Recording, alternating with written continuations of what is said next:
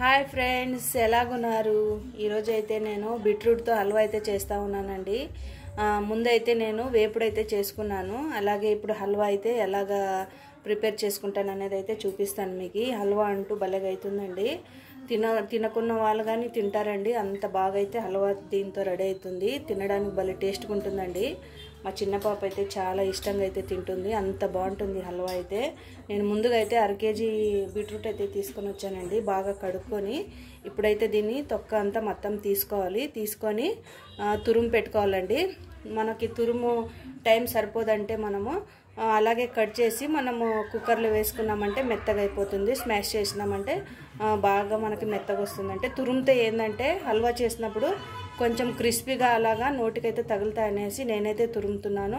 మీకు టైం సరిపోకపోతే అట్లే చేసుకోవచ్చు మీరు.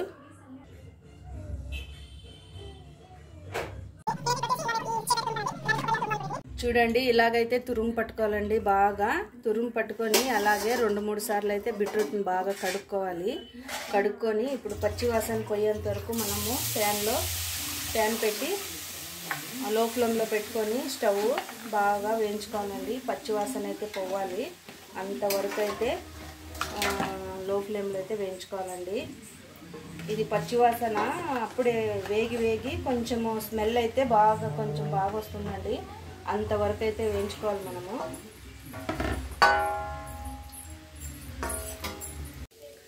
చూడండి ఫ్రెండ్స్, ఇప్పుడైతే బాగా వేయించుకున్నాను కదా నేను. ఇలాగా మనం కడిగింటాం కదా, నీళ్ళు పోయేంత వరకు అలాగే పచ్చివాసన పోయేంత వరకు ఇలాగైతే ఒట్టొట్టిగా కావాలి. చూడండి ఎంత బాగా అయితే అయిందో, అస్సలు నీళ్ళే లేవు. చూడండి ఇంతవరకు మనకైతే రావాలి. అంతవరకు మనము బాగా వేయించుకోవాలండి. పచ్చివాసన అయితే పోయింది ఇప్పుడు.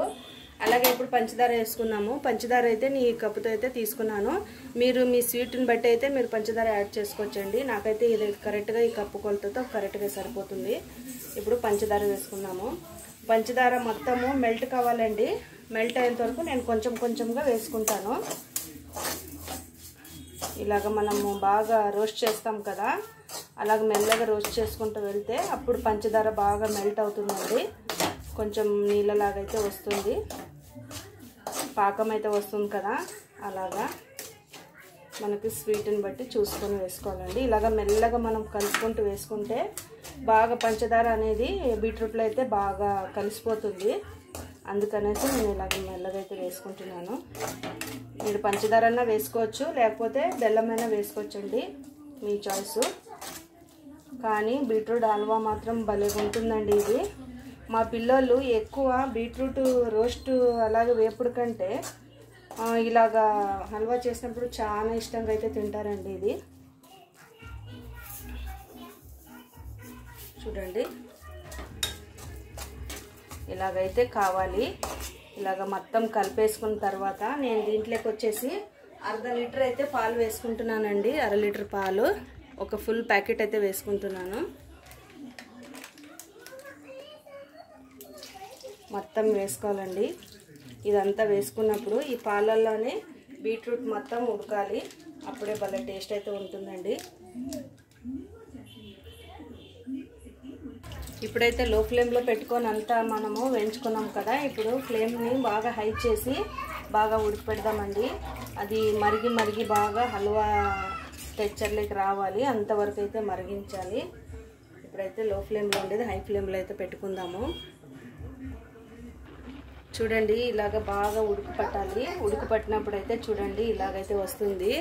ఇలాగ బాగా ఉడికి చిక్కగా కావాలండి. అంతవరకు అయితే పాలన్నీ మరిగి బాగా చిక్కగా కావాలి. అంతవరకు అయితే మనం ఉడికించుకుందాము. చూడ్డానికి ఏందబ్బా ఇలాగుందని మీరు అనుకుంటారు, కానీ ఇది చూడ్డానికి ఎంత ఇలాగుంటుందో కదండి, టేస్ట్ మాత్రం భలేగా ఉంటుందండి. మీరు ఒక్కసారి అయితే ట్రై చేశారంటే మళ్ళా అయితే ట్రై చేస్తారు. అంత బాగా అయితే ఉంటుంది. పిల్లలంటూ చాలా ఇష్టంగా తింటారండి. అంత బాగా అయితే రెడీ అవుతుంది. ఇది చేయడానికైతే ఎంత ఇదిగా ఉంటుందో, రిస్క్ ఉంటుందో, అలాగే ఇది తినడానికి మాత్రం అంత టేస్ట్గానే ఉంటుందండి. మనం కొంచెం టైం స్పెండ్ చేసామంటే భలేగంటూ తయారవుతుందండి. ఇది అంత బాగుంటుంది. చూడండి ఇప్పుడైతే నేను ఎండు ద్రాక్షలు అలాగే జీడిపప్పు అయితే యాడ్ చేసుకుంటా ఉన్నాను. మీరైతే ఏవైనా మీకు ఇష్టం వచ్చినవి ఇవైతే మీరైతే యాడ్ చేసుకోవచ్చండి. ఇవి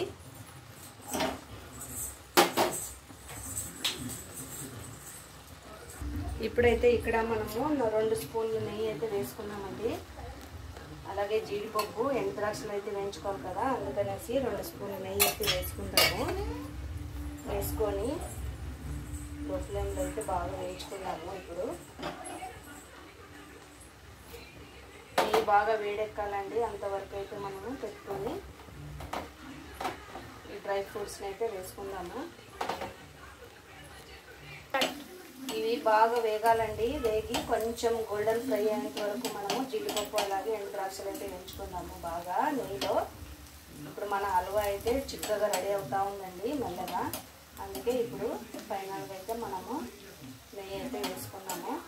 మీకు ఇష్టం వచ్చినవి అయితే డ్రై ఫ్రూట్స్ అయితే యాడ్ చేసుకోండి, ఇంకా బాగుంటుంది. నా కాడ లేవనేసి వీటికైతేనే సరిపెడుతున్నాను. అలాగే బాగుంటుంది, ఎక్కువైతే వేసుకుంటే బాగుంటాయండి టేస్ట్గాని. ఇలాగా గోల్డెన్ ఫ్రై అయితే కావాలి, అంతవరకు బాగా లో ఫ్లేమ్లో పెట్టుకొని వేయించుకుందాం. ఇప్పుడు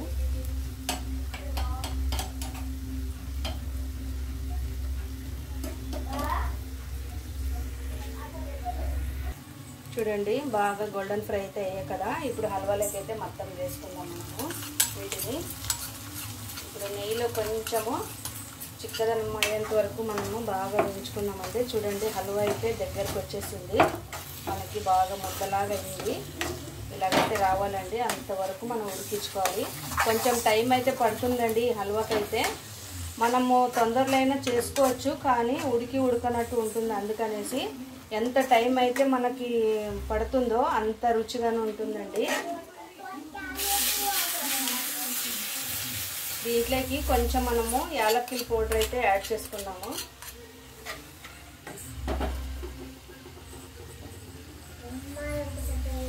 చూడండి యాలక్కిల పౌడర్ అయితే యాడ్ చేసుకుందాము. ఇదైతే ఫ్లేవర్ కండి, ఫ్లేవర్ అంటూ భలే ఇస్తుంది ఇది. మొత్తము కలిపేసుకొని ఇలాగా నెయ్యి అలాగే జీడిపప్పులు అన్నిటిని బాగా కలవాలి కదండి. ఒక 5 మినిట్స్ అయితే మనము లో ఫ్లేమ్లో పెట్టుకొని కొంచెం ఉడికించుకుందాము. ఇప్పుడు మనం యాలక్కి పౌడర్ వేసాం కదా, అందుకనేసి కొంచెం ఫ్లేవర్ అంతా బీట్రూట్కి అయితే పట్టాలి కదండి నెయ్యి. అలాగే ఒక 5 మినిట్స్ అయితే ఉడికించుకున్నామంటే మన బీట్రూట్ హల్వా అయితే రెడీ అయిపోతుంది. చూడండి ఫైనల్గా అయితే వేడి వేడి హల్వా అయితే రెడీ అయిపోయిందండి. ఇప్పుడు సర్వ్ చేసుకోవడమే మనము. చూడండి ఇలాగా మొత్తము నెయ్యి అంతా పైకి రావాలి, అంతవరకు అయితే మనము ఇంత ముద్దలాగా చేసుకున్నప్పుడు ఫైనల్గా అంటూ మన హల్వా అంటూ రెడీ అయిపోయిందండి. ఇంకా సర్వ్ చేసుకోవడమే. ఇప్పుడు చూడండి వేడి వేడిగా అయితే హల్వా అయితే రెడీ అయిపోయింది. చూడండి ఈ స్ట్రక్చర్ వచ్చేంత వరకు అయితే మనం హల్వా చేసుకుందామండి. తినడానికి అయితే భలేగా రెడీ అవుతుందండి. మీరైతే ఒకసారి ట్రై చేసి ఎలాగొచ్చింది అనేది నాకు కామెంట్లో చెప్పండి. అలాగే నచ్చితే లైక్, షేర్, సబ్స్క్రైబ్ చేసుకోండి ఫ్రెండ్స్. Bye bye.